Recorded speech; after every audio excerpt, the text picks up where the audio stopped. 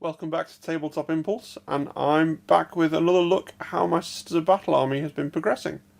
So, today I'm looking at some of the old metal models that I've painted up. Now, it was really interesting when the Plastic Sisters of Battle army came out. There were 4 units that were not updated and were left with the old metal sculpts. 3 of them I've just painted up recently. The 4th one, the Missionary, I painted up a little while ago, and you can see him in one of my previous videos, I think possibly the 3rd or 4th video on the channel. Now, these old metals are really interesting, and a lot of people have asked why Games Workshop decided not to update them when they updated the rest of the range. Now, I have a couple of theories about that. The first theory is that it might be that they will get an update in the new Imperial Guard Codex whenever that comes around, because all of these Adepta Sororitas units are also available to the Imperial Guard.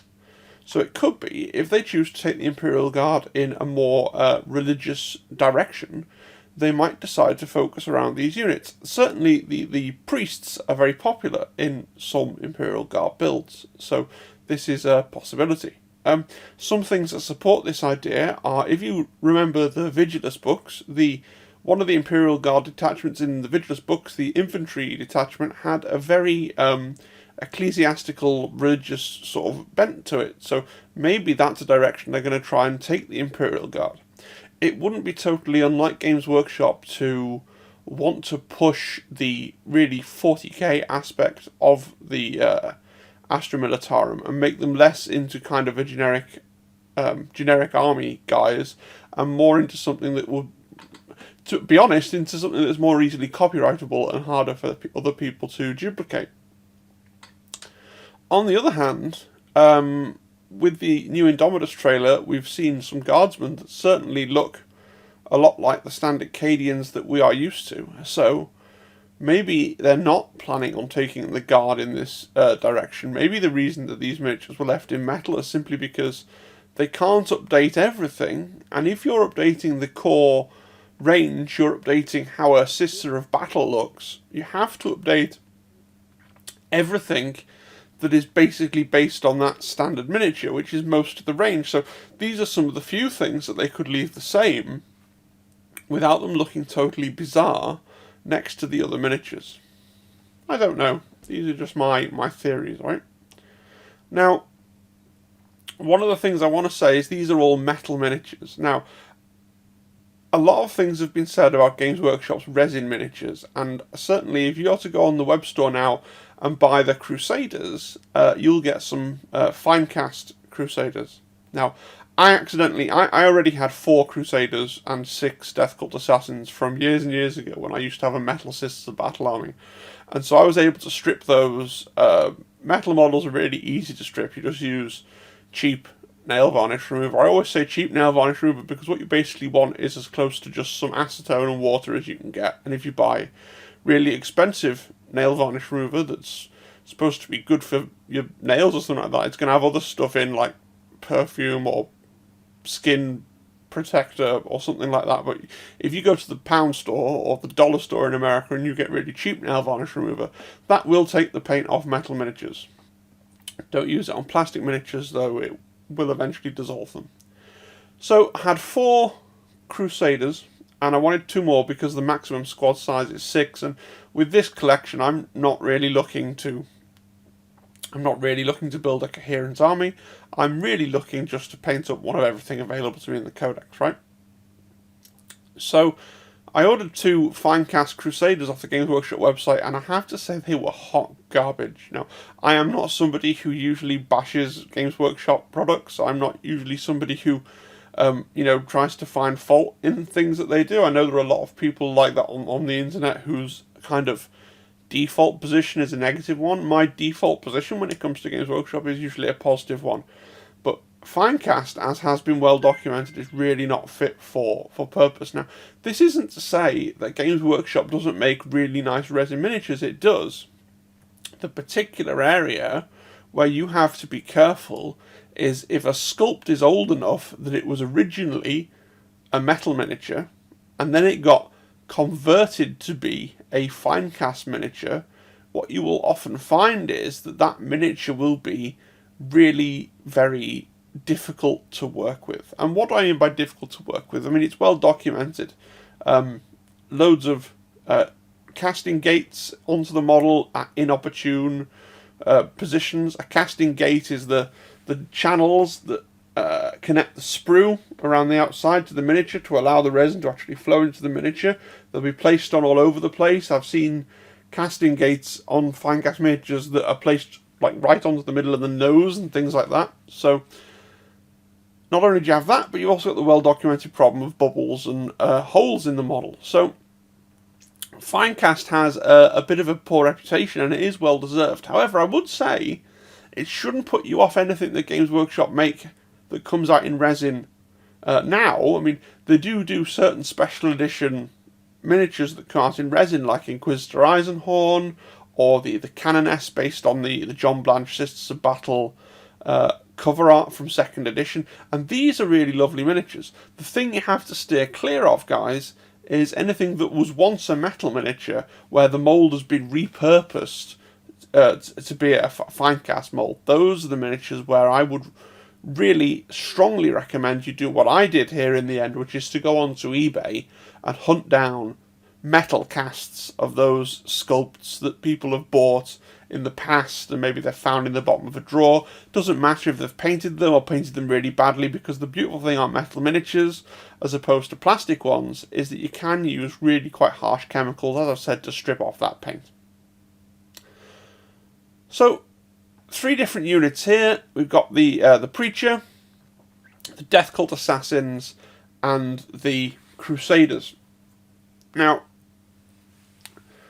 Crusaders, first of all. Crusaders are... for a long time, I picked up that new blue Grey Steel paint. I picked it up when it first came out, and I hadn't really had an opportunity to use it. I wasn't really sure how to shade it.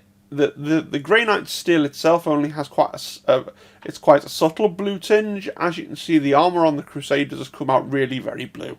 If I was doing a whole army, and my first couple of miniatures have come out this colour, I might have rethought my paint scheme. I might have decided to change it around a little bit. But as I was only doing these 6 and then stopping, I thought, well, I'll just persevere and see how they turn out. I don't think they look bad, but they certainly look very distinctive and unique and oddly blue. I used the Grey Steel paint, and then I tried shading it with diluted down contrast paints and things like that to try and get a blue glaze and then a recessed shade. And personally, I'm not 100% satisfied with how it came out, but I'm satisfied enough that I'm going to keep them in my collection and don't feel the need to strip and repaint them. Parts of the miniatures I am really satisfied with. I really like the transition between the inside of the sort of robes and the outside of the robes. That cream and grey colour scheme seems to work really well for those. And on the shields, that the red eye, people often mistake that for the Inquisition symbol. It's not the Inquisition symbol. It's actually what's called a Chaplet Imperium. It's the religious symbol of the ecclesiarchy. So if you see that priest is holding a Chaplet Imperium out in front of him, that is exactly the same as if you had like a pulp film about vampire hunters or something and you saw a priest holding a crucifix. The Chaplet Imperium is the religious symbol of the ecclesiarchy, the imperial church. It just so happens that every single different imperial adepta has a capital I as the basis of its sigil, and then the thing in the centre of the eye differs depending on which organisation that you're dealing with. So, for example, the Adepta Sororitas, the sort of state police of the Imperium, have a fist in the middle of the eye. The Adeptus Astra Telepathica have a stylised A, and the Ministorum, the Imperial Church, have a skull. So, to paint those on the Crusaders, I actually painted the eye gold first, and then went over the gold with red contrast paint, and that gives it this sort of lovely enamelled look, which I'm I am really pleased with how that turned out. As I say, I used these squads knowing that they're quite distinctive and quite one-off. I used them to really experiment with a couple of different techniques, which I think it's important to do now and again, and the best place to do it is on single miniatures or models where you're not necessarily going to have to replicate that look across an entire army. The Death Cult Assassins, interesting miniatures to paint. The sort of weird mix of the metal and leather, but also the paper, the sort of paper tabards that they have, or paper loincloths that they have, was kind of challenging to paint. Also, these are quite old models, not just in terms of the sculpts are old, but I've had them rattling around in my collection for a long time, and they had some quite thick paint on them on some of them, and the swords are a little bit dinged up, and I did the best I could to strip them back and to repair the miniatures where I could, but they were really quite difficult and challenging to paint in certain respects because they have some quite subtle details on, like, the slashes on the leg portions of the sort of the synth skin or the jumpsuit. They were quite difficult to really kind of find the boundaries of and make sure that the flesh showing underneath was just in the slash and not the sort of, and hadn't sort of come out onto the, basically it stayed within the lines, because the sculpted detail was that subtle that some of the sort of wear and tear on the miniature just made that a little bit more difficult to discern. But at the end of the day, I think again I'm pleased with how they came out. I tried a couple of different techniques. So as you can see, if you look at the front of the unit, there are two different sculpts. There's the one lady that's holding the single large sword, and she appears to have more of a sort of leather corset, whereas the one with the two crossed shorter swords appears to have a sort of metally corset of some kind. Now, on the Games Workshop website, on their official heavy metal paint job, the metal corset, the sort of metal armoured one, it's picked out in gold, and then they've done the top half of her sort of undersuit in red to kind of try and tie her in with the other model in the unit, because there are only two sculpts. Now, what I tried to do was to duplicate the effect I'd done on the shields of the Crusaders and use red contrast paint to create a sort of shiny red metallic effect, and I'm really pleased with the way that came out, and I'm really pleased with the amount of detail as well that I managed to get into those miniatures' faces. The one thing that I'm not pleased about, that was kind of a last minute decision, was to go and add some Blood for the Blood God to the weapons, and it's not something that I usually do.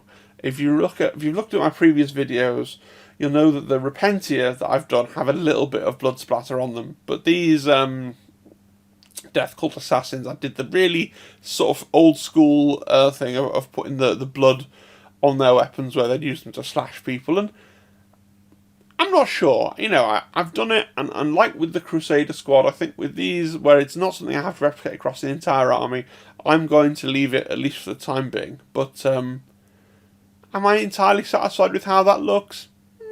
Maybe not. And then, saving the very best to last, the if I do say so myself, the Preacher at the front of the unit, pretty basic paint job in many respects, although trying to get the purity seal to stand out from the robes when I wanted them to be essentially the same colour was a little bit challenging, but fortunately I was able to really, as you can expect, if you're wearing cream robes in a sort of a desert or a blasted landscape environment with lots of this dust flying around, I was able to really leverage the weathering on his tunic to kind of try and make the purity seal stand out. And I used one of the excellent decals from the Sisters of Battle decal sheet as well to really make that purity seal kind of pop out from his sort of plain tunic that he has on. But what I'm really pleased about this model is the face. I think that's a really excellent. It's the funniest thing. It's the best face I ever. It's the best face I think I've ever painted. Excuse my notifications going off in the background. Very unprofessional, I know. It's the best face I think I've ever painted. It's just always funny to me.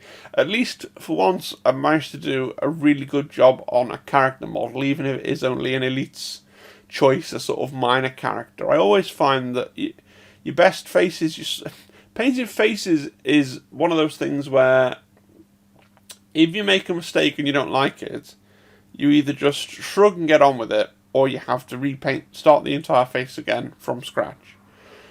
Because the detail is so small that you sort of do your best, and some of them come together and look really amazing, and some of them fall slightly flat, and I think there's an awful lot of luck involved in getting a really characterful face that looks really good, but I'm really pleased with the effect that I got on his face, if I do say so myself. I'm really pleased with the way that the stubble worked out, and actually, even though I've still got a long way to go on this project, I'm already looking towards my next project and looking towards doing a sort of Space Marine Army Black Templars or something like that, and I'm really looking forward to the idea of doing loads of bareheaded Space Marines again with the sort of the stubbly faces. That I think would look really, really cool. Okay, well that's all from me today. It's been, as usual, a bit of a ramble.